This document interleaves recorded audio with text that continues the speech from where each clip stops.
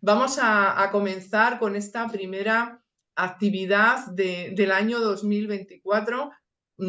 Daros la bienvenida, espero que hayáis pasado unas vacaciones de Navidad muy bonitas y que hayáis cogido fuerza porque comenzamos con nuestras actividades. Es una alegría que estemos ya toda la familia reunida aquí en el León de Niz y bueno, no hay mejor manera que hacerlo que con una conferencia, ¿no? Hoy estará a cargo de Valle y ya veréis cómo va a ser muy interesante. Vamos a pasar una tarde muy bonita.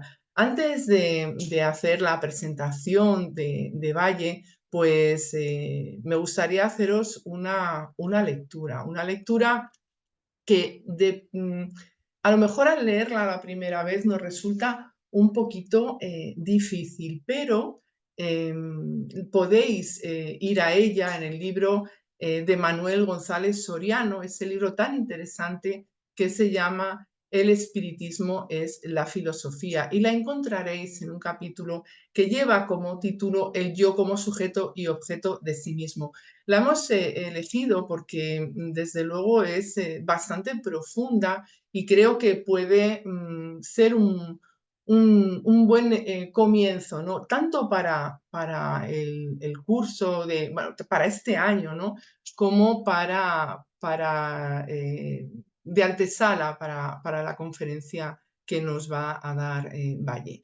Bueno, os la leo y luego ya pasamos a la presentación. Manuel González Soriano, El espiritismo es la filosofía, y dice: la percepción propia del yo y la certeza absoluta de su realidad es ante todo otra idea, ante todo otro pensamiento, ante todo otra concepción del mismo yo. Pero el yo como sujeto posee propiedades y tiene relaciones, o lo que es igual, es al propio tiempo objeto de su estudio y su conocimiento. Porque el conocimiento del existir del yo no es el conocimiento del cómo el yo existe. No es el conocimiento del cómo el yo existe, fijaros. Y para que el conocimiento del yo pueda servirle al hombre de principio de la ciencia, se hace necesario que su primer estudio, su primera investigación, sea el completo conocimiento de su yo en cuanto a sí propio se refiera. El pensamiento, la sensación y la voluntad son propiedades naturales del espíritu, diferentes manifestaciones solidarias entre sí del yo subjetivo, individual, personal y único, por cuanto el yo es el principio de todo lo que le caracteriza. Y para proceder a la investigación ordenada y sistemática del conocerse, se hace indispensable que se investigue el yo a sí propio, haciéndose objeto primero de su análisis, que penetre en sí mismo con sus propiedades en cuanto naturalmente se le inician y aplicando cada una de ellas a las demás se distinga y se unifique en ellas mismas. El yo se encuentra inmediatamente sensible y sintiéndose se distingue a sí mismo de su conocimiento en cuanto se conoce y se siente. El yo se halla inmediatamente voluntarioso y queriendo en sí, se distingue a sí mismo de su conocimiento y sensación, en cuanto se conoce, se siente y es voluntad. Es decir, se advierte sujeto único de pensamiento, de sensación y de voluntad, determinándose en estados particulares propios de su naturaleza, objetos todos de su mismo ser. Piensa, sentir y querer. Siente, pensar y querer. Quiere, pensar y sentir. Y aún se determina a sí mismo, a sí propio, en otra doble particularidad de su condición por cuanto piensa que piensa, siente que siente y quiere querer. Y aquí ya una extensión del conocimiento propio, aunque no todo su conocimiento. Otro principio de verdad absoluta del yo en sí mismo. La propia percepción del yo no tiene modalidad, puesto que es anterior a toda condición, a todo conocimiento y a toda determinación, y es permanente en el ser del ser y por el ser. Cualquier particularidad objetiva o subjetiva no interrumpe el conocimiento propio de ser que constituye la conciencia siempre presente de que se es. La certeza del conocimiento propio del yo es invariable, inmutable, ni se pierde, ni se recupera. Es en sí, de sí y por sí. Porque aun cuando se le considerasen modalidades sucesivas, éstas se verificarían en el ser que es anterior a ellas y la propia percepción del yo, sujeto idéntico a sí mismo, y la posee desde que es, sin alterarla en nada la sucesión que puede verificarse en sus particularidades. La percepción del yo no es para sí mismo condicional ni temporal, sino permanente e inalterable. La experimentación, el análisis, el conocimiento del yo en sí mismo es lo que, sujeto a interrupciones, entra en la sucesión en la medida y por consecuencia en el tiempo. El yo, como ser permanente, se revela a sí propio sus mutabilidades. Lo dicho anteriormente forma el primer paso del ser como sujeto, penetrando en sí mismo como objeto, es decir, que el yo percibe en sí mismo aún y reflexivamente, otras condiciones a más de su existencia individual, completa y permanente, de que tiene igual certeza que de esta. Al parecer, este análisis objetivo-subjetivo no puede ser relacionado al empírico que nos traiga el conocimiento de cuanto nos es extraño, pero considerando que no es en el objeto mismo en donde se encuentra su conocimiento, sino en la facultad de conocerlo propia y subjetiva del yo, del ser del sujeto, por las relaciones que entre ambas existan, el conocimiento propio tiene indispensablemente que constituir el conocimiento de lo que existe fuera de nosotros. Y la mayor evidencia que admiramos del mundo exterior debe ser tan cierta como la que tengamos de nuestro propio ser. Más claro, el yo tiene que buscar en su razón propia el conocimiento del mundo exterior y su relación con él. Y teniendo en sí mismo el elemento de su conocer, en su conocimiento propio se contiene el fundamento de su ciencia. Bueno, ya hemos visto que es una lectura muy profunda, pero realmente que nos trae una grandísima enseñanza. Con esta lectura que os invitamos a releer en este libro del espiritismo, es la filosofía, pues vamos a pasar a Sara para que nos presente a Valle y dar paso ya a la conferencia. Adelante, Sara. Gracias, Rosa. Bueno, pues vamos a pasar a presentar a nuestra querida compañera. Ella se llama Valle García Bermejo y es cofundadora y presidenta del Centro Espírita León Denis de Madrid, que recientemente cumplió 15 años, imparte cursos y ofrece conferencias espíritas, es una incansable estudiosa del espiritismo, colabora con el proyecto Sembradores de Luz, apoyo a educadores espíritas y con Iberoamérica Espírita, entre otros. Y bueno, hoy nos hará pensar y reflexionar con su conferencia titulada ¿Qué espírita soy yo? Que muchas gracias, Valle, por estar siempre aquí. Te paso el micrófono y bienvenido. Muchas gracias, gracias a vosotros por estar aquí, por acompañarme en esta tarde en la que, bueno, pues vamos a tener la oportunidad de, como nos decía Manuel González Soriano, vamos a tener la oportunidad de, de conocernos nosotros mismos también, ¿no? Y de conocer cuál es nuestra relación con la doctrina espírita.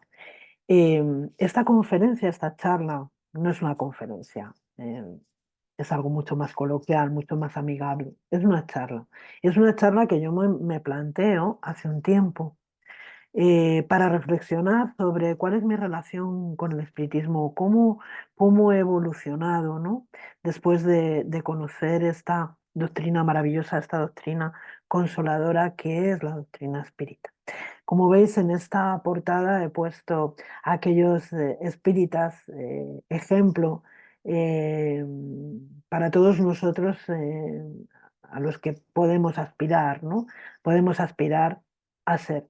Pero ellos, como todos nosotros, a lo largo de su conocimiento, de su trabajo dentro de lo que es el espiritismo, evolucionaron evolucionaron en pensamiento, evolucionaron en descubrimientos, evolucionaron en conocimiento de sí mismos. Y de eso es de lo que vamos a tratar de hablar hoy. De lo que vamos a tratar es que todos y cada uno de nosotros reflexionemos cuál es nuestra relación con la doctrina espírita y qué impacto ha tenido esta doctrina en nuestras vidas, en nosotros mismos, ¿no? En ese ser inmortal, en ese espíritu inmortal que somos cada uno de nosotros. He marcado un índice, ¿no? Vamos a ver por enésima vez cuál es la definición de espírita o de espiritista. Vamos a ver también los diferentes tipos de espíritas que catalogó el maestro Kardec, ¿no? Eh, qué tipos de espíritas hay, qué tipos de espíritas podemos detectar y qué tipo de espírita soy yo, ¿no? ¿En qué grupo podría estar yo englobada? ¿Quién es un espiritista? Vamos a ver si es lo mismo ser espiritista que ser cristiano. ¿Cómo ser un buen espiritista? Para terminar hablando del hombre de bien. Así que vamos sin más a empezar con esta definición que nos ofrece Allan Kardec al referirse al espiritista. ¿Quiénes son los espiritistas? ¿Qué es un espiritista? Pues un espiritista, nos dice Allan Kardec, que es un adepto del espiritismo. Los adeptos del espiritismo serán los espíritas o espiritistas, es decir, aquellos que siguen, que comprenden y que acogen, aceptan, asimilan esta doctrina. Esta definición la vamos a encontrar en el libro de los espíritus, en el capítulo 1, en la introducción a la doctrina espírita. Entonces, siendo así, ¿qué es el espiritismo? ¿Qué es exactamente el espiritismo? ¿Qué tenemos que entender qué es el espiritismo? En su obra, precisamente titulada ¿Qué es el espiritismo?, el propio Allan Kardec nos dice que el espiritismo es la ciencia que trata de la naturaleza, del origen, del destino de los espíritus y de las relaciones que los espíritus van a establecer con el mundo corporal. Nos dice también que es al mismo tiempo una ciencia experimental y una doctrina filosófica, o lo que es lo mismo, una ciencia de consecuencias morales. Como ciencia práctica, tiene su esencia en las relaciones que se pueden establecer con los espíritus, ¿de acuerdo? Como ciencia práctica, a través del trabajo mediúnico, a través de las observaciones que nos traen esos fenómenos mediúnicos, vamos a discernir esas relaciones que podemos establecer con los espíritus.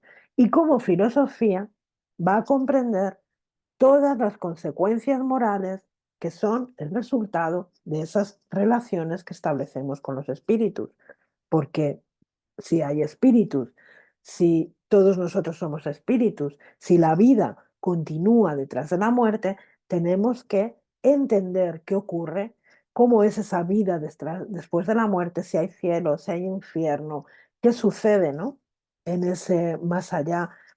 En fin, todas las consecuencias morales que estudia la doctrina espírita, cómo nuestro comportamiento a lo largo de la vida, a lo largo de nuestra existencia, va a marcar esa vida de ultratumba. El espiritismo además nos dice que el mundo verdadero es el mundo causal, es decir, el mundo de los espíritus, y que estas existencias que tenemos, estas vidas, mejor que existencias, estas vidas que tenemos en el plano físico, no son más que la necesaria pedagogía para que podamos evolucionar, para que podamos aprender a través de las relaciones que establecemos entre unos y otros.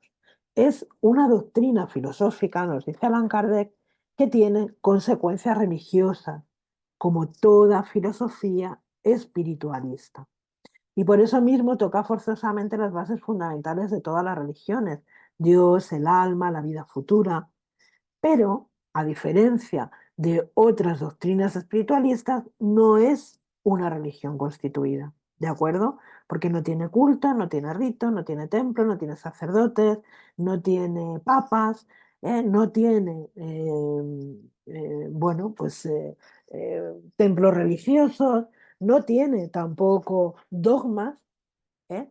Y una cosa muy importante que tenemos que entender es que entre sus adeptos ninguno ha tomado ni recibido título de ningún tipo. Y esta cuestión que nos deja aquí Kardec es fundamental para que nosotros podamos entender cuál es nuestra relación con el espiritismo y cuál es nuestra posición dentro del movimiento espírita. Lo que sí que tenemos que tener muy clara es que si bien el espiritismo, que el espiritismo no es espiritualismo, aunque, aunque, como dice Kardec, toca las bases fundamentales de todas las doctrinas espiritualistas. ¿De acuerdo?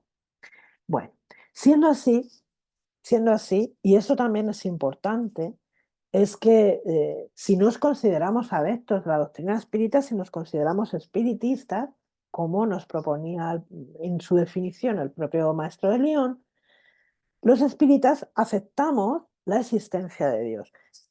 Es la base fundamental de todo el sistema filosófico que se va a crear o que los espíritus superiores dejaron para la humanidad. El pilar fundamental es la existencia de Dios, del espíritu y de la materia, pero por encima de todo nos dicen los espíritus Dios. Dios que es la inteligencia suprema, la causa primera de todas las cosas. Esto nos distingue de otras doctrinas espiritualistas que no contemplan la existencia de un Dios supremo. Y esto es muy importante, no todas las doctrinas espiritualistas, no todas las doctrinas espirituales contemplan la existencia de ese Dios supremo. Póngase por caso los budistas, ¿de acuerdo? Además, creemos en la inmortalidad del alma.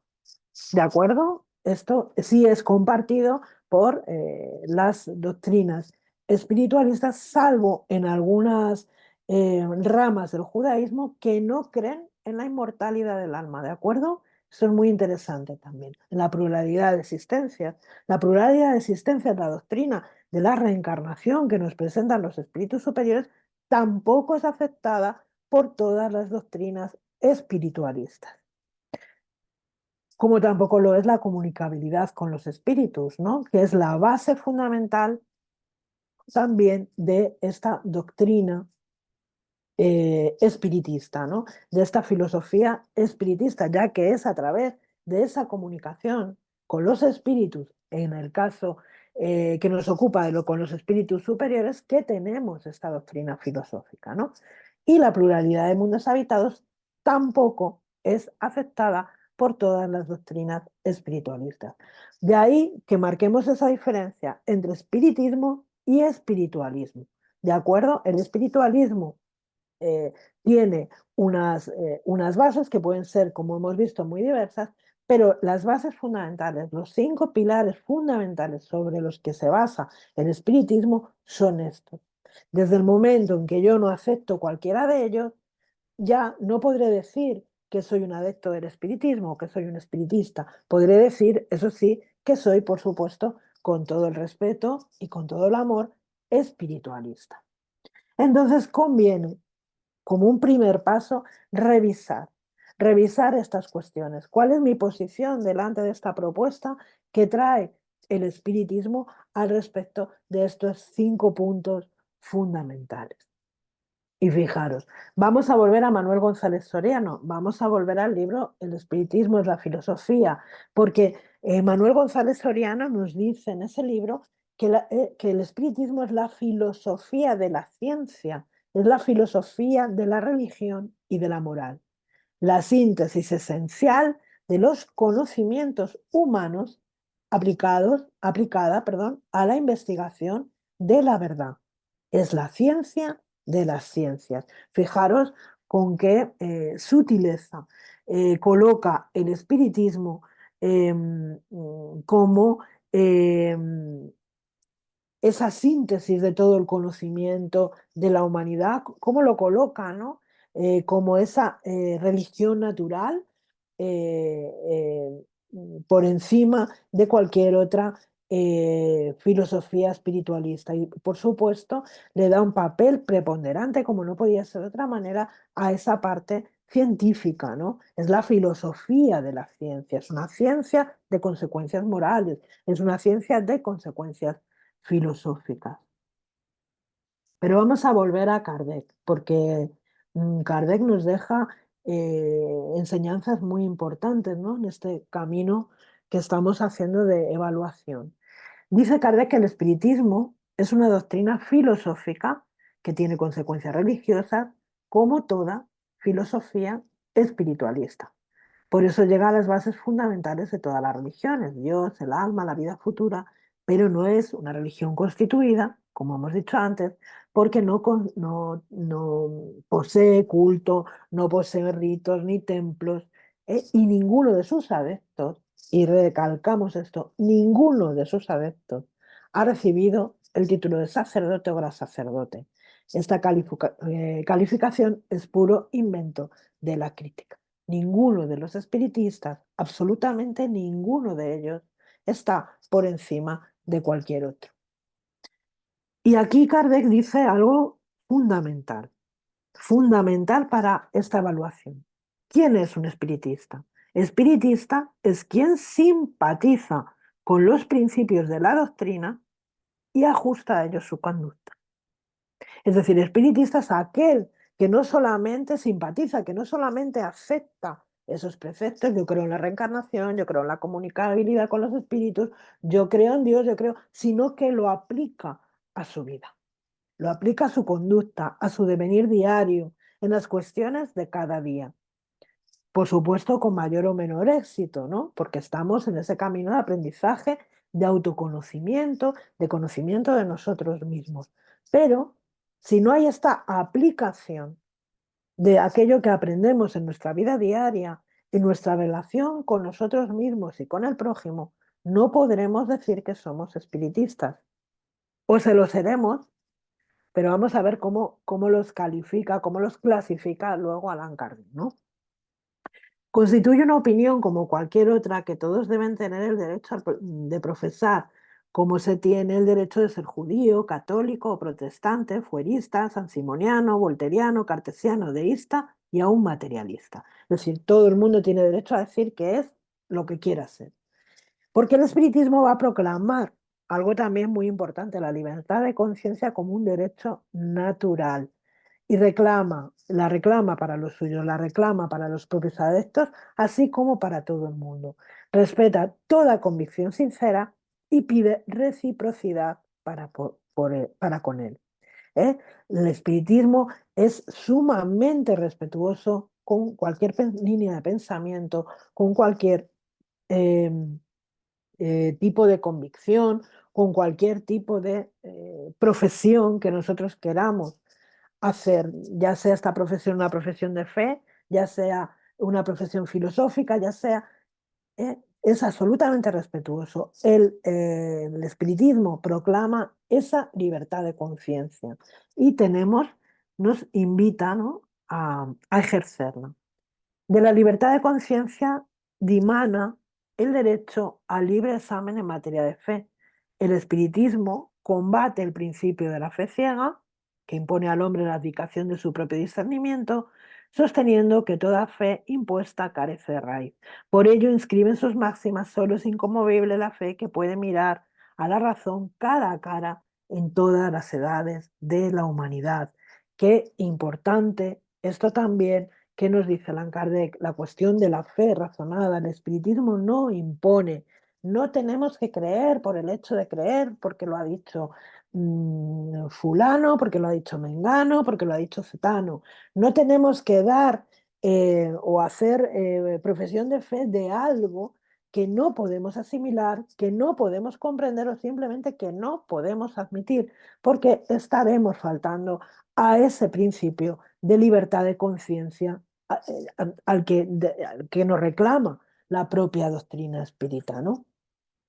Consecuentemente, con sus principios, el espiritismo no se impone a nadie. Quiere que se le acepte libremente y por convicción. Expone su doctrina y recibe a quienes acuden voluntariamente a él. El espiritismo no busca adeptos. Esto también es una cosa muy importante. Todos hemos llegado aquí por una causa. Se suele decir que las personas llegan al espiritismo Bueno, la mayoría de las veces a través del olor, pero no es necesariamente así. Muchas personas llegan al espiritismo buscando conocer, buscando profundizar en sus conocimientos, buscando respuestas a sus preguntas de toda la vida. Y el espiritismo te las da, te las ofrece, te las responde dentro por supuesto, de aquello que puede tener una respuesta y después lo deja todo a tu libre examen, a tu libre albedrío y por supuesto a tus reflexiones, ¿de acuerdo? No procura desviar a nadie de sus convicciones religiosas, de ahí que se diga siempre que en el espiritismo caben todos los pensamientos, todas las formas de sentimiento, todo cabe dentro del espiritismo. El espiritismo no desvía a nadie. Yo puedo ser católico y ser espiritista, pero ¿qué va a ocurrir?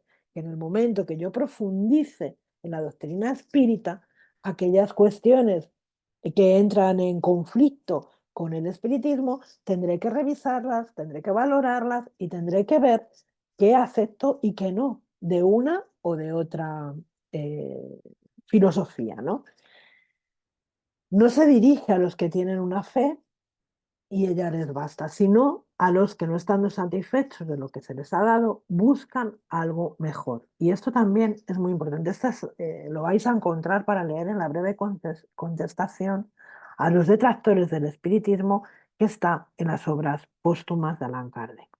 Pues vamos un poquito más allá porque, claro, Allan Kardec observando a unos y otros, pues llegó a hacer esta clasificación de los espiritistas. Y yo la he traído aquí un poco pues para que nosotros, reflexionando, podamos vislumbrar dónde nos colocamos. También tengo que decir que en esta clasificación que hace Allan Kardec es muy posible que detectemos que hemos pasado todos por esas fases. Por ese que estamos en ese camino, ¿no?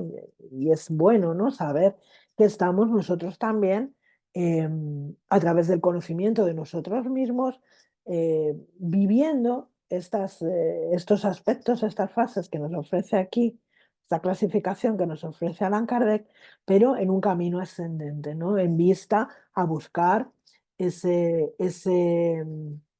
espiritista que todos estamos abocados a ser.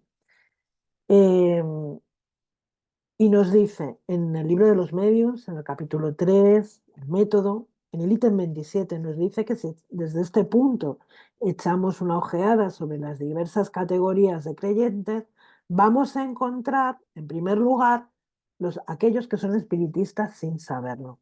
Propiamente hablando, esta es una variedad o matiz de la clase precedente. Sin haber oído jamás hablar de la doctrina espiritista, tienen el sentido innato de los grandes principios que se deducen, y este sentimiento se refleja en ciertos pasajes de sus escritos y de sus discursos, a tal punto que oyéndoles se les creería completamente iniciados en él.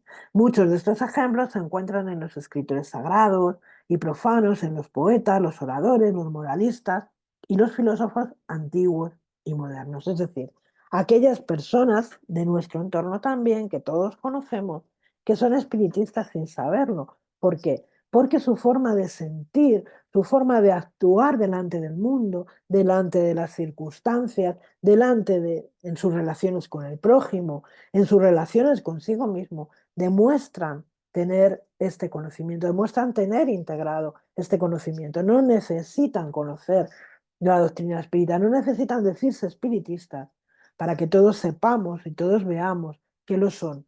Son espiritistas sin saberlo. Y continúa, entre los convencidos por medio de un estudio directo, a través de su observación, pueden distinguirse. Y señalan el punto número 1, los que creen pura y simplemente en las manifestaciones. El espiritismo es para ellos una simple ciencia de observación, una serie de hechos más o menos curiosos. Estos son los espiritistas experimentadores, es decir, aquellos cuyo interés está única y exclusivamente en el fenómeno. Centrado en la fenomenología, centrado en la mediunidad, centrado en esas observaciones, en esas experimentaciones, pero cuyas causas o o sea, no las causas, perdón, cuyas consecuencias no les importan demasiado, no les importa, no van más allá, ¿no? En cuanto a lo que las consecuencias morales y a las consecuencias filosóficas se desprenden de estas relaciones con los espíritus. Se quedan únicamente en la parte fenoménica. Y creo que todos conocemos personas de este tipo, ¿no? Se interesan por el fenómeno, les fascina el fenómeno, tienen libros y libros y libros en casa sobre la fenomenología, pero no penetran en esas consecuencias morales, en esas consecuencias filosóficas, no quieren saber mucho más allá. En el punto número 2 dice, los que ven en el espiritismo otra cosa más que los hechos, comprenden la parte filosófica, admiran la moral que se deduce, pero no la practican. Son esos que dicen, ah, no, no, no, no, yo no quiero saber nada, o sea, muy bien sí lo que dice el espiritismo, perfecto, maravilloso, pero yo es que no sé cómo aplicármelo a mí mismo, es que prefiero dejarlo pasar, estos que dicen en otra vida, ya veremos, ya más adelante, son estos espiritistas que Allan Kardec denominó de imperfectos, porque la influencia que la doctrina espírita va a tener sobre sí mismo, sobre su carácter, va a ser insignificante o nula. Son estas personas que dicen que no pueden cambiar, que ellos son así, que si Dios ha querido que sean así, pues así son, etcétera, etcétera. Entonces no cambian nada en sus costumbres, no se privarían absolutamente de nada. Es decir, el avaro siempre será miserable, el orgulloso siempre estará lleno de sí mismo, el envidiado y el celoso siempre hostiles, ¿no? Y para ellos la caridad cristiana solo es una máxima.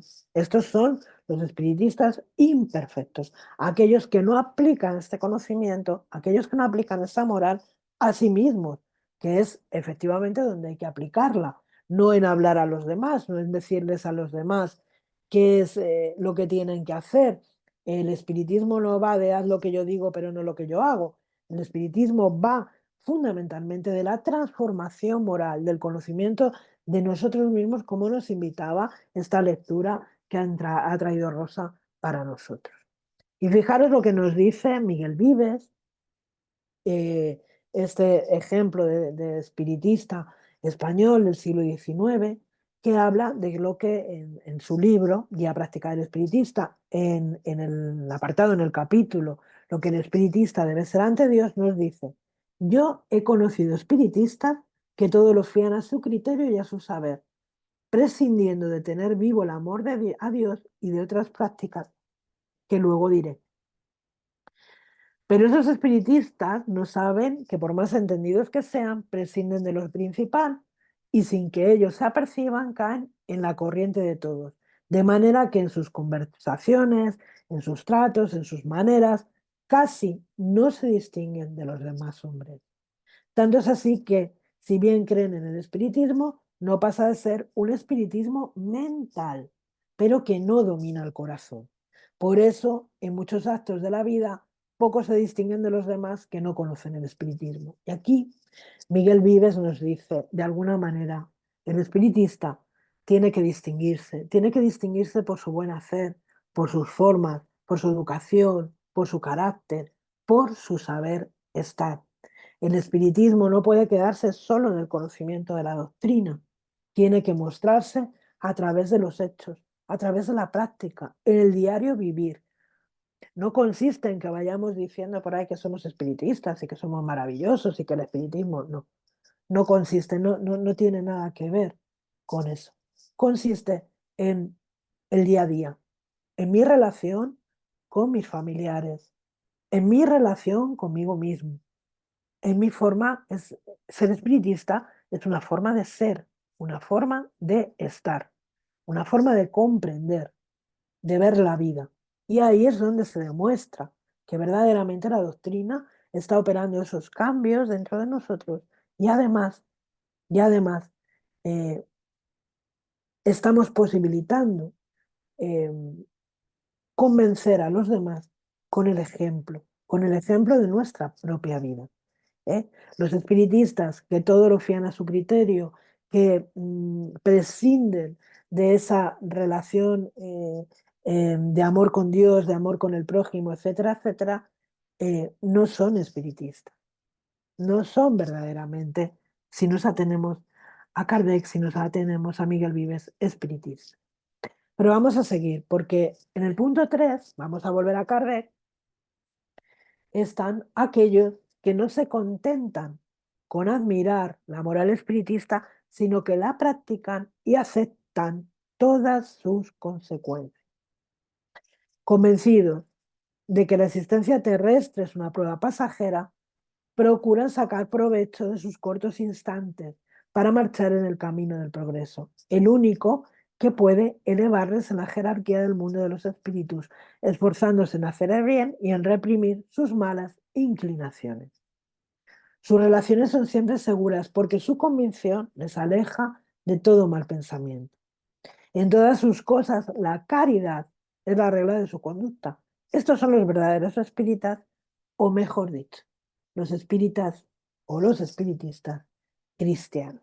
Es decir, aquellos que se aplican todas estas máximas, las ponen en práctica y aceptan con resignación, con paciencia, con alegría, con esperanza, todas las consecuencias que tiene esta moral, todas las explicaciones y todo aquello que pueda sobrevenirles, ¿no? En el devenir eh, de la vida. Ellos saben, estos espiritistas saben, que si inician este camino de progreso, es muy interesante porque es un camino que no tiene retorno, es un camino solo ascendente, no tiene retorno. Una vez que has iniciado este camino puedes estancarte, por supuesto, eh, puedes dejar de esforzarte, puedes dejar de trabajar en ti mismo y quedarte ahí a la vera del camino, a la sombra de un árbol, pero lo cierto es que no hay retorno. Es un camino siempre ya ascendente. Y en todo ponen la caridad, en todo ponen esta máxima, esta recomendación que nos deja el Evangelio, ¿no? Benevolencia para con todos, indulgencia para las faltas ajenas y perdón eh, para todo el mundo, ¿no? Perdón para todos. Esto es muy importante, porque ahí es donde verdaderamente vemos al verdadero, al auténtico espiritista. Pero fijaros, en el punto 4 dice una cosa muy interesante. Dice Allan Kardec, hay, en fin, los espiritistas exaltados. La especie humana sería perfecta si solo tomara siempre la parte buena de las cosas. En todo, la exageración es dañosa. El espiritismo da una confianza demasiado ciega y a menudo pueril en las cosas del mundo invisible y hace aceptar muy fácilmente y sin comprobación lo que la reflexión y el examen demostrarán lo absurdo y la imposibilidad. Pero el entusiasmo no reflexiona, ofusca. Esta especie de adeptos es más dañosa que útil a la causa del espiritismo. Estos son los menos a propósito para convencer porque se desconfía con razón de su criterio. Son de muy buena fe el juguete ya de los espíritus mistificadores, ya de los hombres que procuran explotar su credulidad. Ojo a la advertencia que hace Kardec en lo que tiene que ver con el fanatismo ciego, esa falta de fe razonada de la que hemos hablado anteriormente, que puede conducirnos a aceptar cualquier cosa, cualquier persona, cualquier situación, cualquier manifestación, cualquier comunicación. Ojo, ojo, porque no en vano Kardec advierte muchas veces sobre estas cuestiones, ¿no? Si ellos debían sufrir solo las consecuencias, el mal sería a medias. Lo peor es que dan sin querer armas a los incrédulos que buscan con ahínco más bien las ocasiones de divertirse que de convencerse y no dejan de atribuir a todos el ridículo de algunos. Ciertamente esto no es justo ni racional, pero ya se sabe, los adversarios del espiritismo solo reconocen su razón como la más elegida y conocen a fondo aquello que hablan. Es el menor de sus cuidados. Ojo, ojo, porque Allan Kardec nos está diciendo que este tipo de adeptos, que desgraciadamente empiezan a ser mucho más comunes de lo que debiera ser, hacen más daño, causan más daño que utilidad al movimiento espírita, perdón, al espiritismo. ¿De acuerdo? Entonces esto es muy importante tenerlo en cuenta. Y volvemos otra vez a Miguel Vives, porque él nos dice, eh, de eso proviene que hay espiritistas que no hacen ningún daño, pero tampoco hacen ningún bien. Y por poco más que el descuido se apodere de ellos, caen en ridículo. Y entonces ya hacen un mal a la propaganda de la doctrina que sustentan. Y a veces suceden cosas peores. Y es que algún espíritu obsesor influye de una manera muy directa en los espiritistas citados y les haga concebir y propagar teorías extrañas que vienen a perturbar la marcha del espiritismo, sembrando la duda en unos y la división en otros. Y esto lo mismo puede acontecer a los que por su falta de instrucción todo lo encuentran bueno y maravilloso, como con los que penetran en regiones que, por no ser aún bien explotadas y entendidas, hacen afirmaciones y adoptan principios que ni consuelan ni edifican y solo sirven para llevar la confusión a las inteligencias exaltadas. No lo he subrayado en negrita, pero creo que merece ser subrayado en negrita. Está refiriéndose Miguel Vives a aquellos espíritas que no leen, que no estudian, que tienen esa falta de instrucción, que todo lo dan por bueno, que todo lo dan por válido, que todo dan por verdadero, que todo lo que dice este espíritu, que todo lo que dice aquel otro, que todo lo que dice aquel medir es bueno y es válido.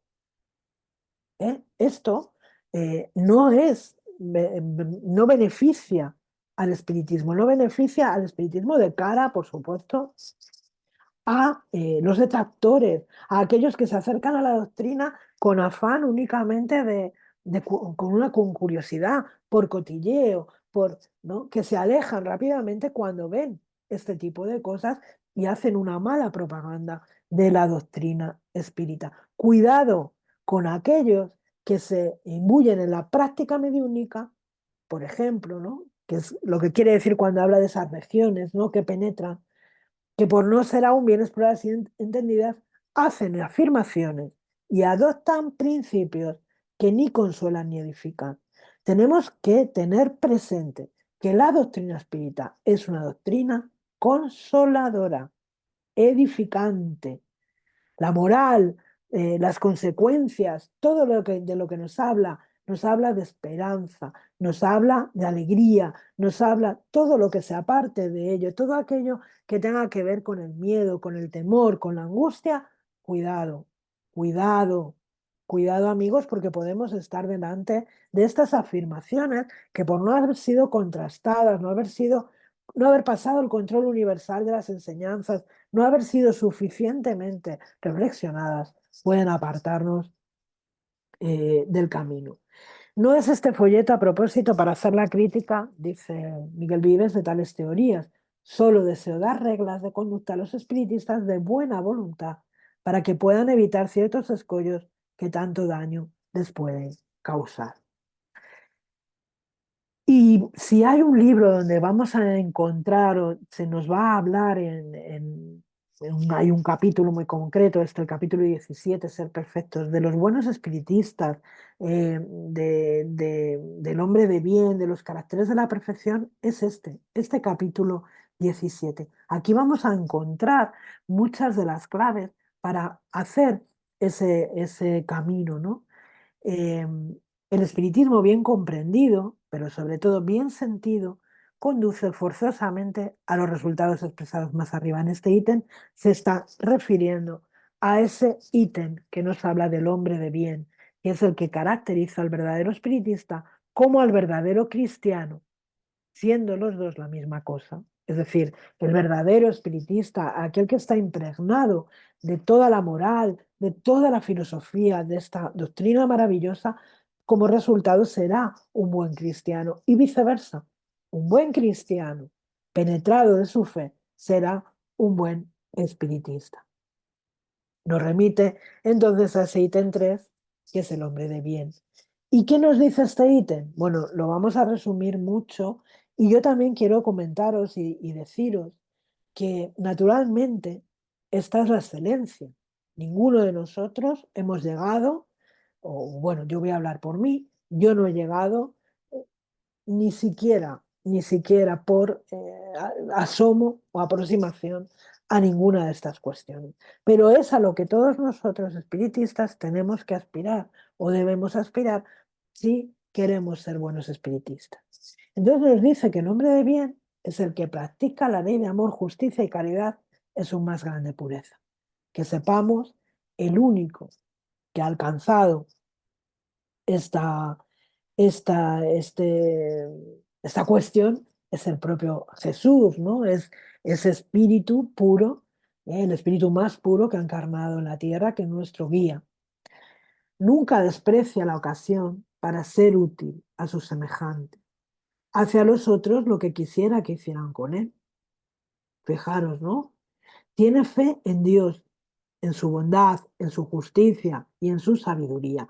Qué difícil es esto para nosotros, sobre todo cuando estamos atravesando momentos de dificultad, ¿no? Ahí es cuando vienen las pruebas, ahí es cuando verdaderamente podemos evaluar si estamos poniendo en práctica todo aquello que la doctrina espírita trae para nosotros.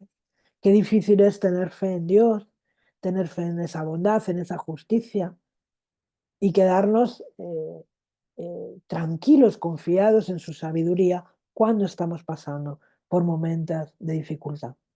Qué complicado es a veces también tener fe en el porvenir y ser conscientes de que los malos momentos, las malas situaciones, las angustias pasan, porque todo pasa, lo bueno y lo malo. Lo malo lo que pasa es que se nos hace más difícil, más indigesto y además parece tener una duración en el tiempo mucho mayor, ¿no? Que los momentos de felicidad o los momentos de alegría. Pero lo que uno ha de tener en vista siempre es esa fe en el porvenir.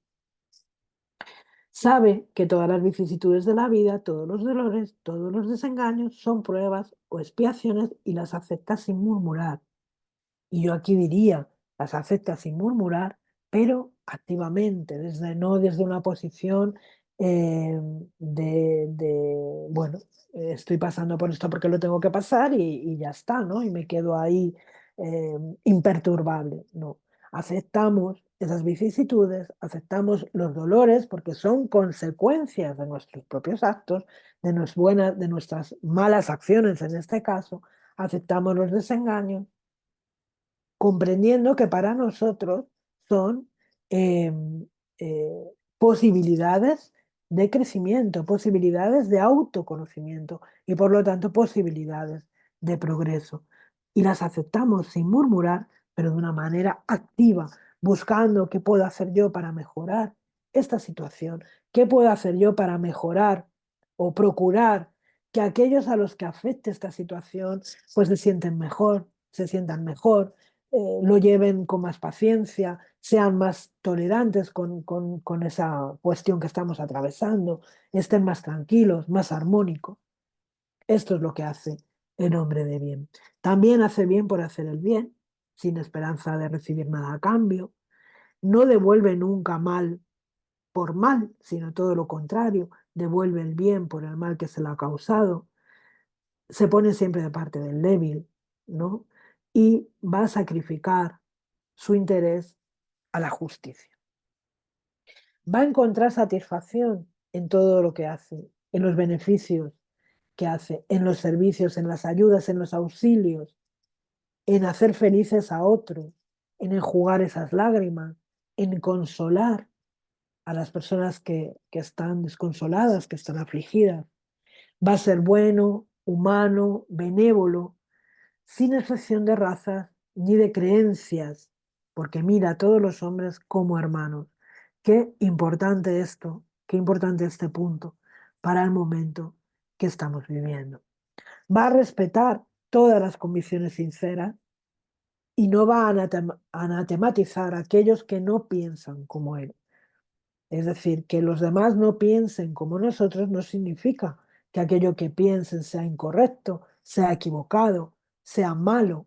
Hay que ver, eh, hay que ponernos en los zapatos y en la piel del otro para poder entender por qué piensa de esta manera o por qué piensa de aquella otra. Entonces nosotros vamos a aceptar como espíritas el pensamiento de los demás.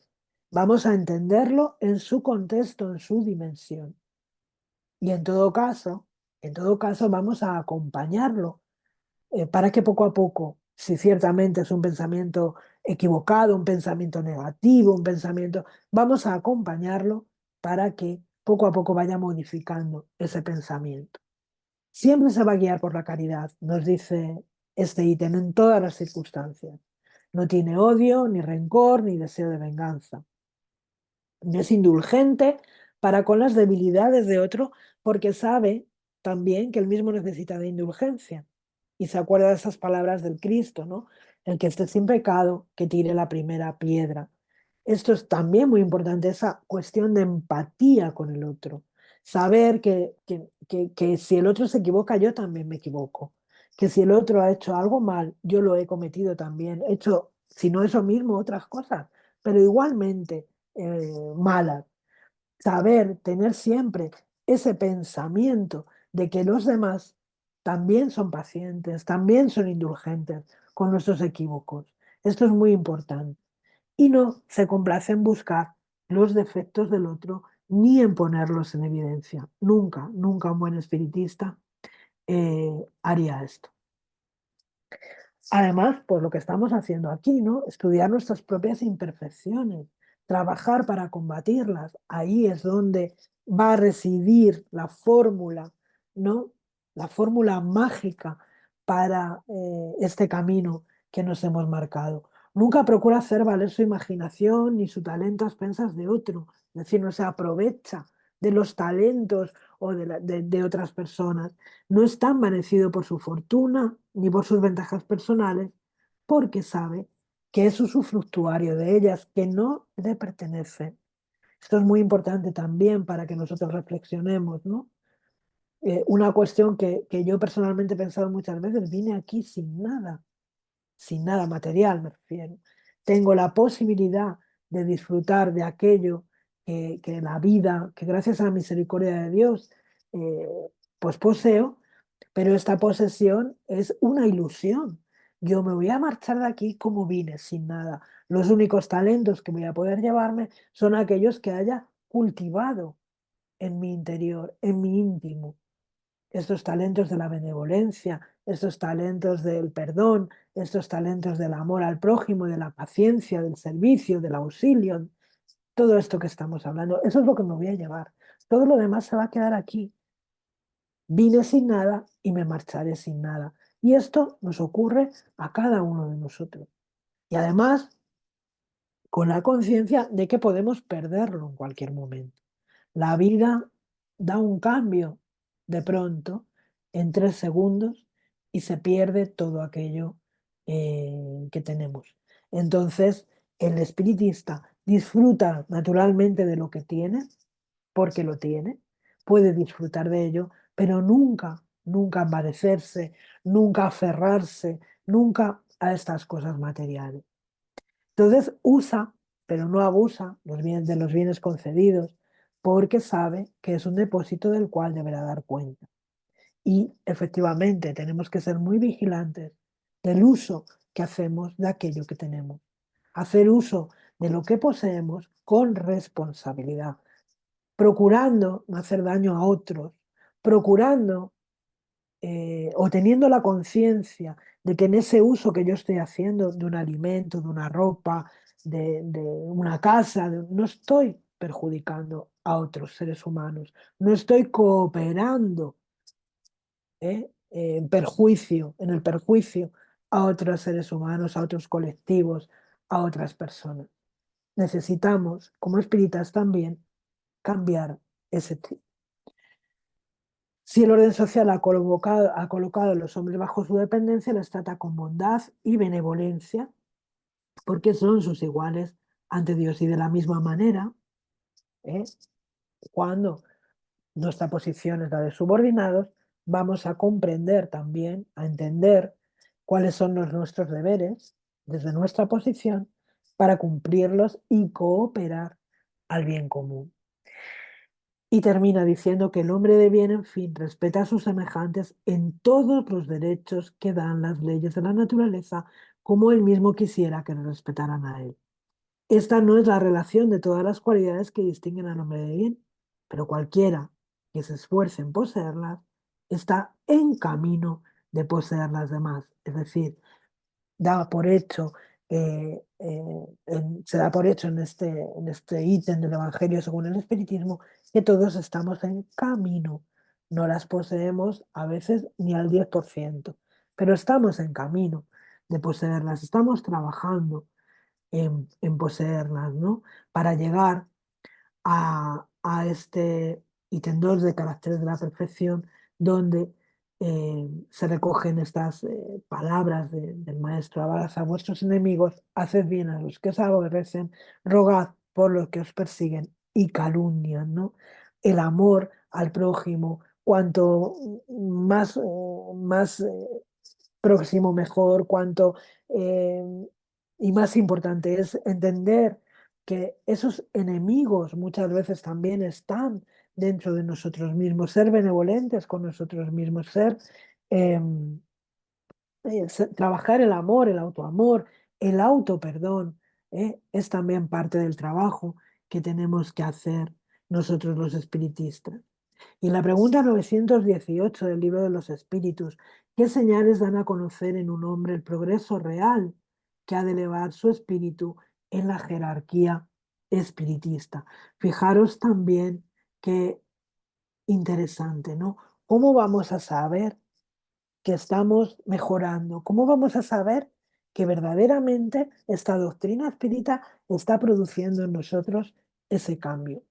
Y dice: el espíritu prueba su elevación cuando todos los actos de su vida corporal son la práctica de la ley de Dios y cuando anticipadamente comprende la vida espiritual. Es decir, cuando trabajamos por ser cada vez o estar cada vez más acorde con esa ley divina, con esa ley de Dios, cuando enfocamos todos nuestros esfuerzos en eso, comprendiendo esa vida espiritual, comprendiendo que somos espíritus inmortales. El que puede con razón calificarse de verdadero y sincero espiritista está en un grado superior de adelantamiento moral. El espíritu que domina más completamente la materia le da una percepción más clara del porvenir. Los principios de la doctrina hacen vibrar en él las fibras que permanecen mudas en los primeros. En una palabra, tiene el corazón enternecido. Su fe es también a toda prueba. El primero es como el músico que se conmueve con ciertos acordes, mientras que el otro solo comprende los sonidos. Es decir, cuando uno se deja penetrar de esta doctrina consoladora, de estas enseñanzas, de esta moral, lo que vamos a tener es esa percepción más clara de ese porvenir, ¿no? Vamos a tener un corazón atento, una mente esclarecida, una mente preclara para analizar, asimilar todos los fenómenos, todas las circunstancias que la vida nos presenta.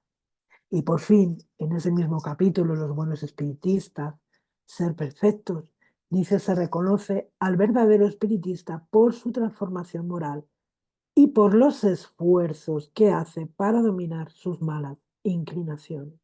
Es decir, espiritista no es el que ha alcanzado el grado sumo, que por supuesto, sino que espiritista es quien ya está haciendo ese esfuerzo, quien ya está haciendo ese trabajo de autoconocimiento, ese trabajo de perfeccionamiento, ese trabajo en el que vamos acrisolando nuestro carácter, en el que vamos de alguna manera doblegando la materia para que impere el ser espiritual que somos nosotros.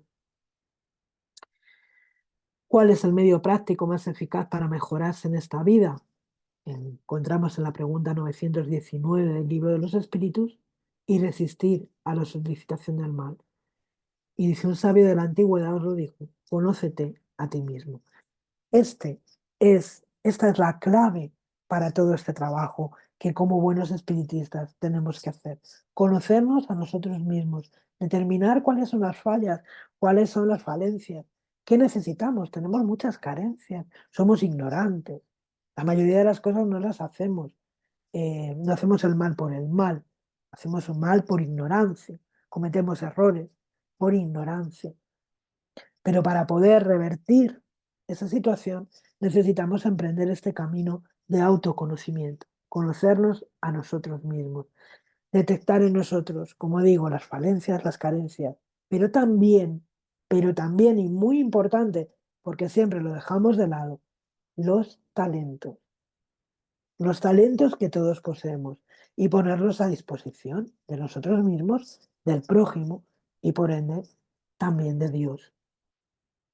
Amalia Domingo Soler, en el libro La luz que nos guía, nos dice que el espiritismo es el estudio constante de sí mismo para desprenderse de las inmundicias, de las pasiones, de los ímpetus del orgullo, de las demasías del egoísmo, de todas las imperfecciones. En fin, esto es el espiritismo práctico. Ser hoy mejores que ayer y mañana mejores que hoy.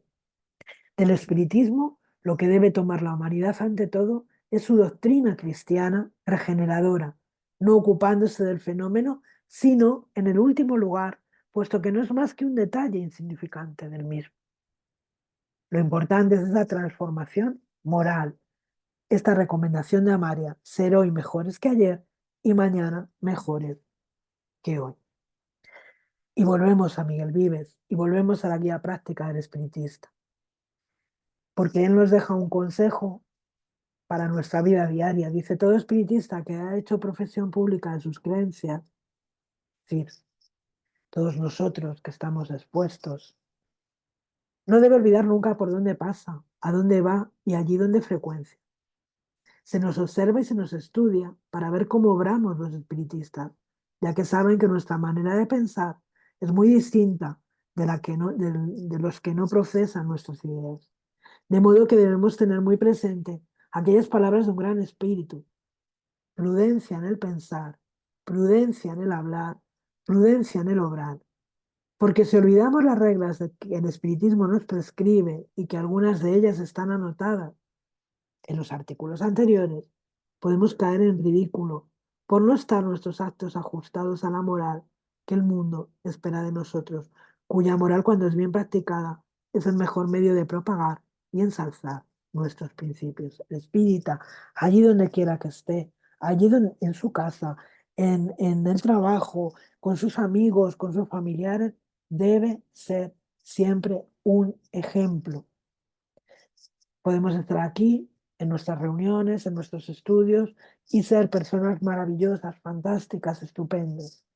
Y salir incluso con la sensación de que somos mejores o de que, o de que- Pero si en la vida diaria nos olvidamos, si en la vida diaria no somos ejemplo, no podremos contribuir a ese cambio que el mundo está también necesitando. Tenemos que dar ejemplo de vida, ejemplo de comportamiento, lo que hemos dicho antes, el saber estar, ejemplo de educación en nuestra forma de hablar, en nuestra forma de aproximarnos a los demás, ejemplo allá donde quiera que vayamos. Dice Miguel Vives, nuestras maneras y costumbres es lo primero que todo espiritista debe emplear en su propaganda. Primero obrar, después hablar.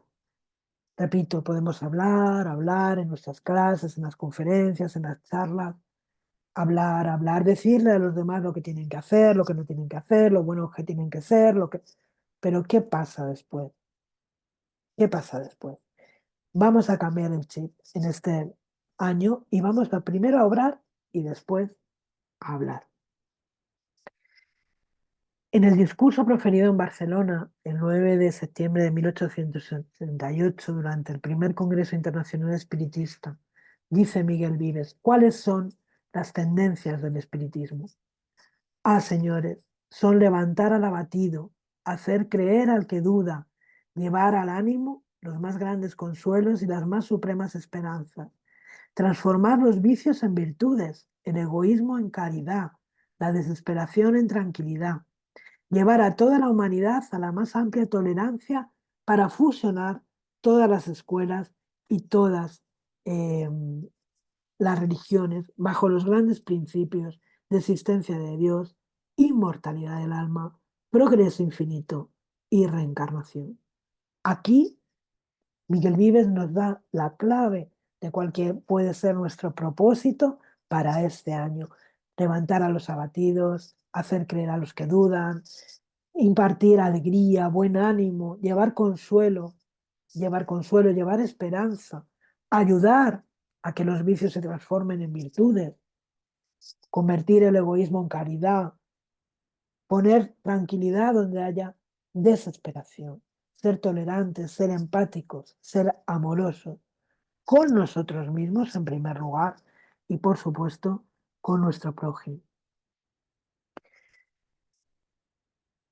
Los espíritas tenemos un tesoro en nuestras manos, dice Miguel Vives, pero para conseguir esta vida ascendente de perfección no debemos olvidar que necesitamos de la protección de los grandes espíritus, que no debemos nunca desconfiar de ellos siempre y cuando nos pongamos en disposición de que puedan influir sobre nosotros, porque a medida que adelantamos en este camino, llamamos de una manera poderosa la atención de los buenos espíritus, que nos aman y que se interesan mucho por nuestro progreso y porque alcancemos nuestra felicidad. Por lo tanto, podemos contar con su influencia, con su amor. Y si son tan grandes nuestros propósitos y los ponemos en práctica, entonces se posesionarán de nosotros de tal modo que nos harán objeto de sus deseos y de su voluntad. Y por mediación nuestra harán un bien a la humanidad. Es interesante y bello que reflexionemos en estas palabras que nos dedica Miguel Vives. No estamos solos en el camino, estamos apoyados por la espiritualidad. Y en la medida que ellos vean nuestro interés, nuestro esfuerzo, nuestra dedicación, nos van a ayudar. Y a través de esa ayuda que nos van a proporcionar a nosotros, van a poder también ayudar al prójimo, van a poder también ayudar a los otros. Bueno, os dejo aquí la bibliografía de esta noche y os doy las gracias por haberme escuchado. Muchísimas gracias a todos.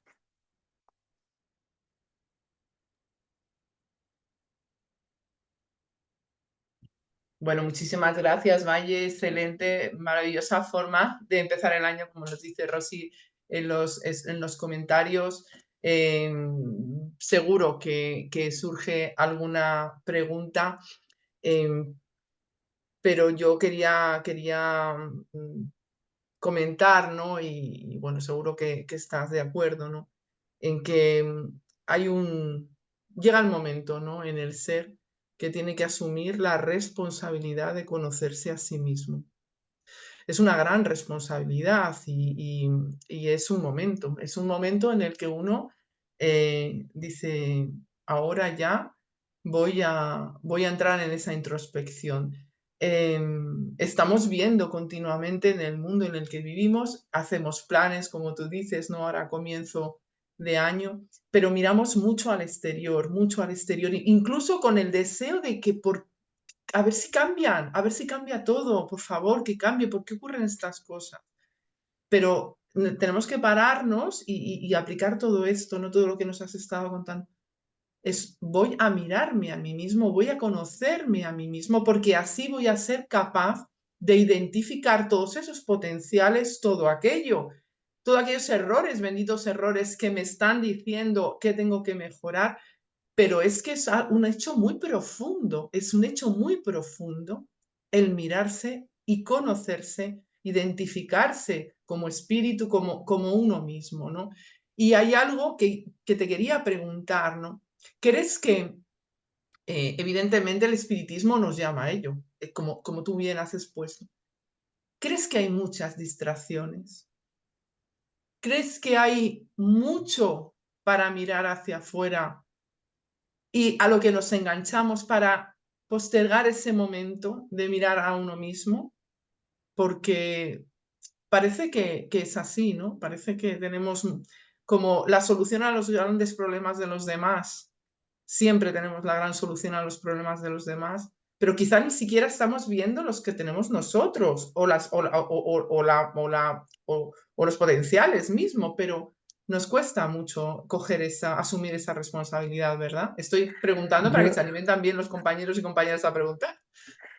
gracias, Rosa. Yo siempre digo que deberíamos de intercambiarnos los problemas, porque efectivamente tenemos la respuesta para los de los otros, pero nunca para los nuestros. Entonces, debería ser una práctica habitual que nos intercambiáramos problemas como el que intercambia cromos, ¿no? Yo creo que las distracciones son todas, ¿eh? Vivimos en un mundo, eh, por suerte o por desgracia, ¿no? Vivimos en el mundo que tenemos que vivir, obviamente. Porque si vivimos en un mundo muy enfocado para todo lo que tiene que ver con lo externo, con la apariencia, con lo exterior, vendemos una falsa felicidad, vendemos, es decir, ya vemos todos los problemas que están surgiendo con los jóvenes, por ejemplo, ¿no? En el uso de las redes sociales, precisamente por esto, ¿no? Por esta necesidad de vivir para afuera, de mostrar lo felices que somos para afuera, aunque dentro de nosotros haya absolutamente una hecatombe a nivel emocional, a nivel psicológico, etcétera, etcétera. Entonces, es necesario en cualquier etapa humana, obviamente vamos pasando por diferentes etapas, vamos pasando por diferentes momentos y las necesidades van siendo también distintas. Eh, pero nosotros, que ya conocemos la doctrina espírita, que ya sabemos que somos espíritus inmortales, porque esto es lo primero de lo que tenemos que penetrar, ¿no? Yo siempre lo digo. Si no parto de ahí, todo lo demás carece es una minucia, carece de importancia. Entonces tengo que penetrarme de tener esa conciencia de que soy un espíritu inmortal, de que la vida continúa, de que soy más que esta carcasa, que magnífica y maravillosa me sirve, ¿no? Para esta encarnación, con todos los atrezos teatrales, ¿no? Porque a mí me gusta verlo un poco como un teatro, como un escenario.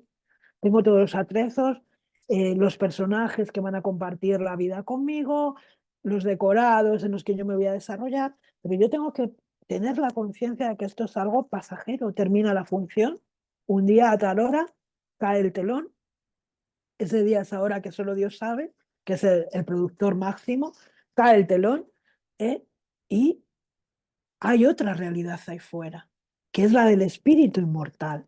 Yo no puedo quedarme en la apariencia, no puedo quedarme en estos atrezos, en estos escenarios, ni siquiera puedo quedarme con los personajes de reparto. Eso es muy importante, desprendernos, porque todos aquí estamos en una gran función. Todos aquí somos avatares de ese espíritu inmortal que somos y la vida continúa. Cuando yo hago esta reflexión es cuando me doy cuenta de que obviamente todo esto que yo tengo alrededor son herramientas que yo necesito para mi trabajo interior, para mi desarrollo como espíritu. Mi familia, los bienes que poseo, que no poseo, las circunstancias que se dan en la vida, son las herramientas que yo necesito.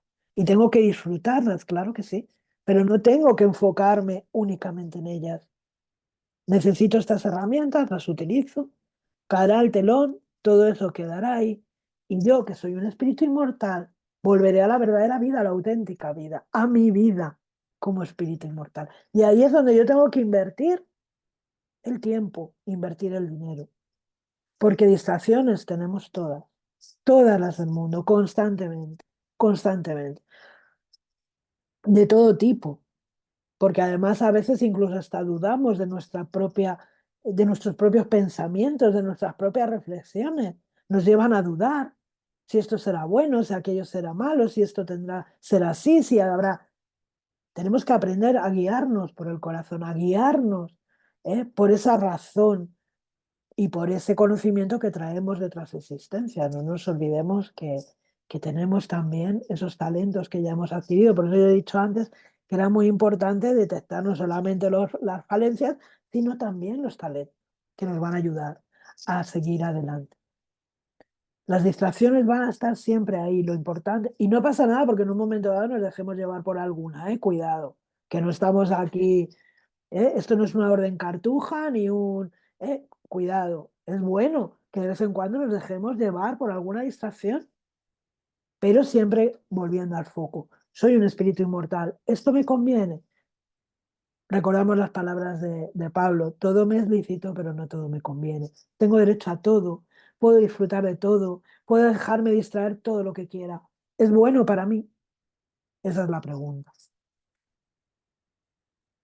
Excelente, vaya, muchísimas gracias. Creo que tenemos unas preguntas por aquí y si no me equivoco, la puede pasar Rosy.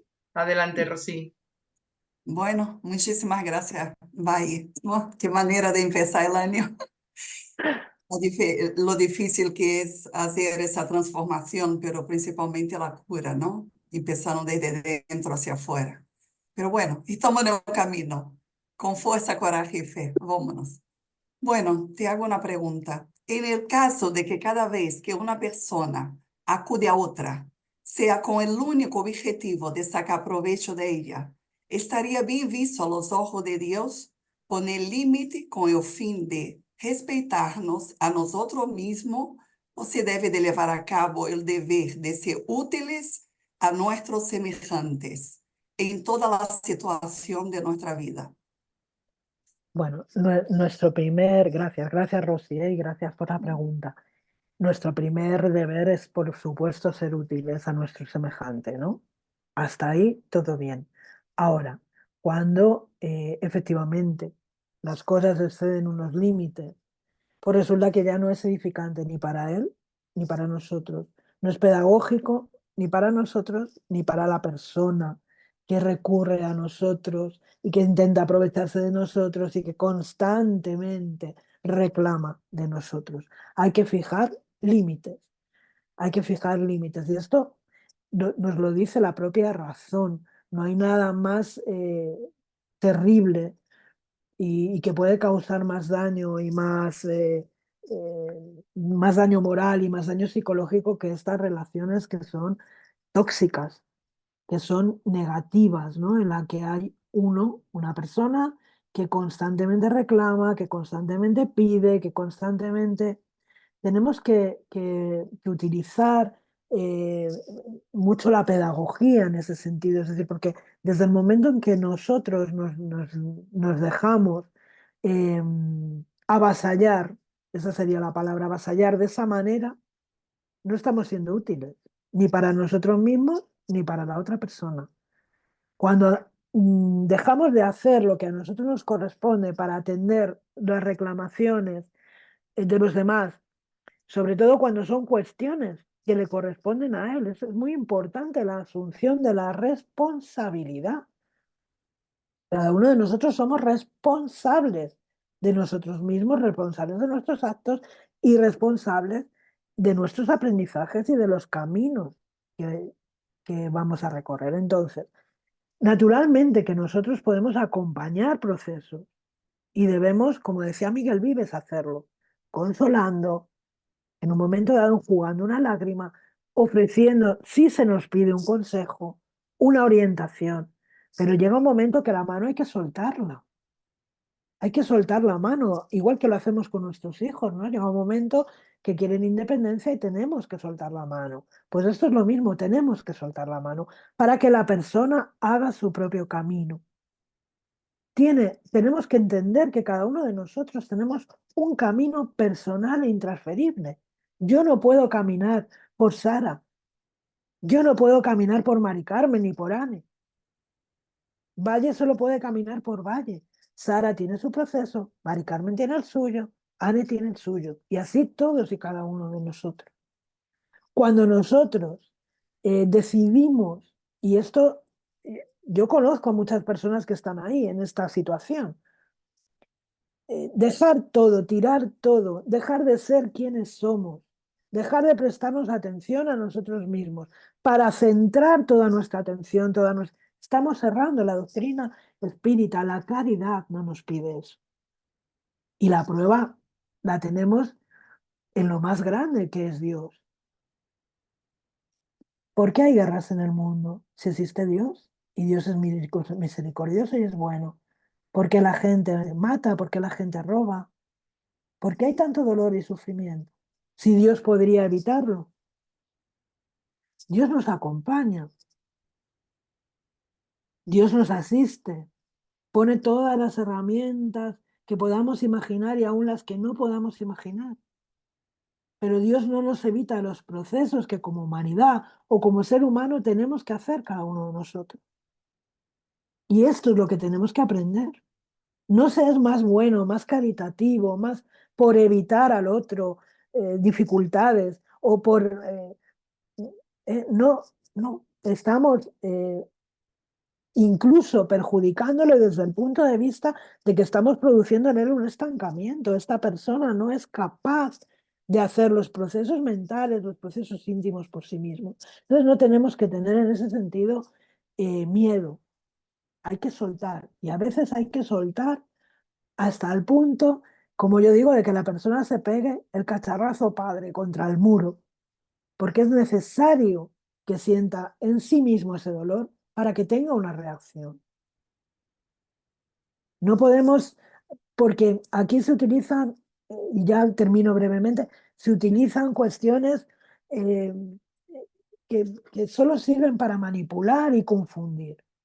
No, es que yo tengo la misión, o es que yo he venido, yo en otra vida fui muy mala persona, y entonces yo tengo una deuda con esta persona. Entonces, como tengo una deuda con esta persona, yo dejo de ser quien soy, dejo mi propio camino, para dedicarme a esta persona que tanto daño y tanto mal me está haciendo, pero no importa, es que yo lo tengo que hacer.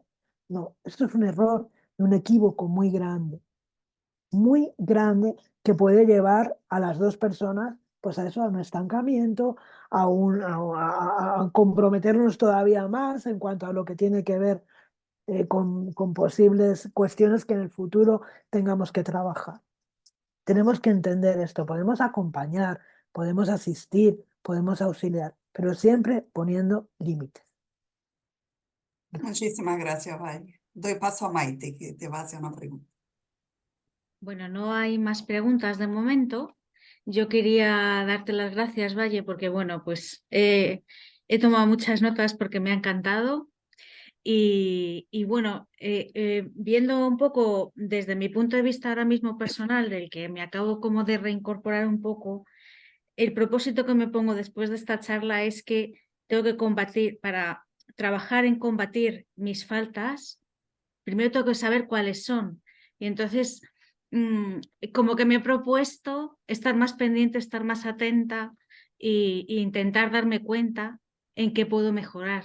Porque, bueno, es todo muy genérico y tal, pero bueno, pues ese es mi propósito. Y otro propósito que me he sacado es que me voy a hacer una lámina, la voy a colgar en mi habitación con todos los ítems y el primero que ponga, eres un ser inmortal. Y luego ya los demás, ten fe en el porvenir, ten fe en Dios, porque me ha sido de verdad, me ha encantado, me ha gustado un montón. Así que nada, déjate, muchas gracias. Gracias a ti, Maite, gracias a todos. Mira, yo de verdad, tenemos que ser benevolentes con nosotros mismos. Tenemos que entender que es verdad que tenemos muchas carencias, todos nosotros, a poco que nos miremos decimos, madre mía, por el amor de Dios. Pero lo importante, por supuesto, es identificarla y entender que los procesos de mejora, de progreso, no son lineales. Ojalá, pero no lo son. No son lineales, ¿no? Tenemos, como se suele decir, zonas pico, zonas valle.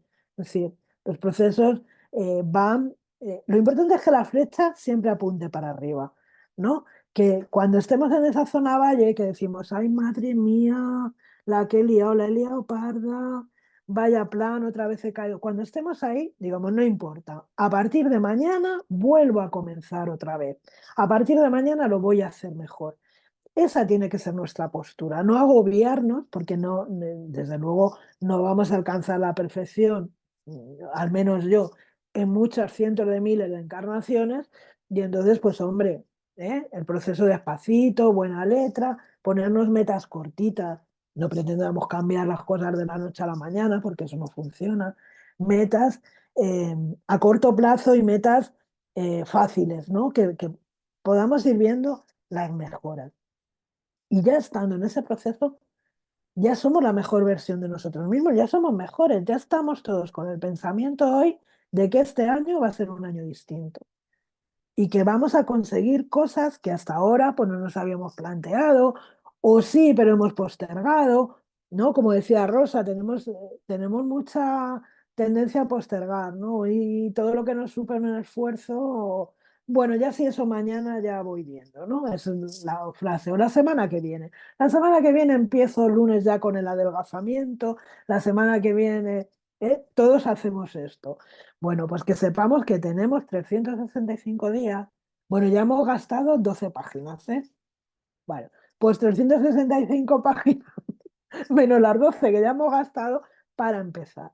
Y que es verdad que hay muchas cosas, como yo decía en una charla el otro día, que ya no podemos cambiar, que no podemos cambiar. El pasado no nos pertenece. El futuro está en construcción. Lo único que tenemos es este presente. Este presente. Si nos levantamos cada día con esta idea, yo lo que tengo es el día de hoy. El día de hoy, el pasado ya no puedo volver. Lo que hice, hecho está, para bien o para mal, pero tengo todo el día de hoy. Y el futuro va a depender de lo que yo empiece a hacer hoy. Si todos los días nos levantamos con esta idea, con este propósito, incluso lo escribimos. Hoy me voy a proponer, pues yo qué sé, mira, tengo una vecina insoportable ahí que cuando me la cruzo es que me cuesta un horror darle los buenos días. Bueno, pues hoy cuando me cruce con ella le voy a dar los buenos días. O voy a sonreír a la cajera del supermercado, o voy a hacer una llamada a un amigo que hace tiempo. No sé, cada uno de nosotros sabemos, ¿no? O voy a ser más paciente con mis hijas, o con mi marido, o con mi esposo, lo que sea. Si todos los días nos levantamos con este propósito, podemos ir dando pasos adelante. Y teniendo en cuenta que la vamos a liar parda muchas veces, porque surgen cosas, ¿no? Que son las pruebas, como yo digo, aquí está la prueba de fuego, ¿no? Que es la que te saca de quicio, te vuelve la cabeza al revés, te conviertes en la niña del exorcista y se te olvidan los propósitos, se te olvida todo. Pero bueno, no importa, porque tengo una nueva oportunidad para volver a empezar. Y esto es lo que nos tenemos que quedar. Gracias, Maite. Bueno, gracias a todas y a todos. Muchas gracias. Pues fijaros, yo, Valle, cuando era jovencita, no sé si os acordáis, bueno, algunos y algunas, que llevábamos las carpetas ahí con las fotos de los chicos súper mega guapos o de las chicas súper mega guapas, de los cantantes y de todo, y yo llevaba ahí todo de mis grupos, y en el medio, pues puse un proverbio árabe que decía, lo pasado ha huido, el futuro está ausente, y el presente pero el presente es tuyo. Y me decían, mira que eres rara, hija, de verdad. Pero era una cosa que desde muy jovencita pues me llamó la atención. Y efectivamente, pues ese es el presente que tenemos ahora mismo, es nuestro, como tú bien dices. Yo, si me permitís, hago, si queréis, una última pregunta de algo que has comentado al principio, ¿no? Un poco en esa clasificación que hace Kardec, ¿no? Estos escritores, poetas, filósofos, etcétera, de antaño, que dice espíritas sin saberlo, serían muchos de los que acompañaron luego la revelación espírita y los que actualmente son espíritas sin saberlo, puede que hayan tenido contacto en vidas anteriores, en la vida anterior, en vida anterior con el espiritismo y están bueno, pues de alguna manera lo tienen ahí. Cuando entran en contacto con el espiritismo es como un despertar, ¿no? Incluso aunque no entren en contacto dentro de sus creencias, de su mundo, de su vida, están llevando a cabo estas acciones, ¿no? Que son parte de la moral espírita, ¿no? Tantos de alguna manera está ahí porque está la naturaleza, ¿no? Estos de antaño y los de ahora, en el fondo están, entre nosotros estamos, nosotros mismos que hemos encontrado en el espiritismo y hemos dicho, ay, esto me suena, ¿no? Esto me suena y por aquí quiero caminar. Y mismo otros Son, están son caminando, no siendo espíritas, ¿no? Son maravillosos, estos que son espiritistas sin saberlo, son maravillosos. Para mí son el sumo, porque yo pienso y pensaba, ¿no? Cuando reflexionaba sobre esto, es que nosotros estamos en la fase todavía que tenemos que etiquetarnos, tenemos que ponernos una etiqueta. Sí, Ellos ya lo claro. han superado, no necesitan etiqueta. Es decir, en ellos está incorporado de manera natural, indudablemente. Sabemos de las relaciones que hemos establecido en distintas encarnaciones, ¿no? Por supuesto que estos filósofos hacen parte de la codificación. Véase Rousseau, véase Sócrates, véase Platón, véase San Agustín, véase tantos otros, ¿no? Que ya hablaban de estas cosas. Y estos espiritistas, sin saberlo, posiblemente hayan conocido estas doctrinas en vidas anteriores, hayan conocido el espiritismo en una encarnación anterior y ya no precisen de estas etiquetas, ¿no? Nosotros todavía precisamos etiquetarnos, cuando lo natural en el futuro será que esto emerja de manera sencilla, de manera humilde, de manera íntima y natural de cada uno de nosotros, sin necesidad de tener que hacer ninguna profesión de fe, ¿no? Sino que sea ya nuestro diario vivir, nuestro diario sentir, nuestro diario pensar sin tener la necesidad de etiquetarnos. Ellos eh, lo viven incluso. Hemos hablado muchas veces, es una realidad.